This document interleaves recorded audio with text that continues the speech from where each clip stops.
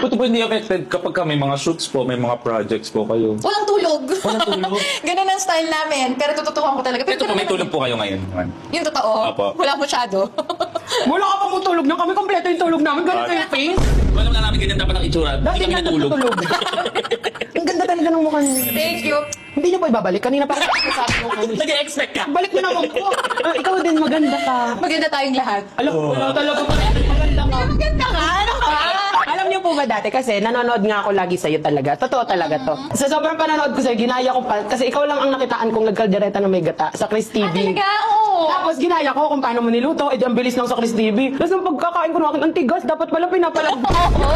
Pinalapot niyo po yung sa Chris TV, no? Oo, sinabi ko yun sa ano. Na-edit out ba yun? Basta sinabi ko yung palalambutin muna tapos pagkatapos ilalagay na tong gata. Kasi na-curious ako. Sabi ko, yung kaldereta may gata. O kasi si Kenchi, alam ko sa pagkakalala ko, Kenchi pa yung pinagamit kong karne. Medyo matagal siya talagang palambutin. Pero pag lumambot naman, solid naman. Solid na naman. Sarap ng kare-kare.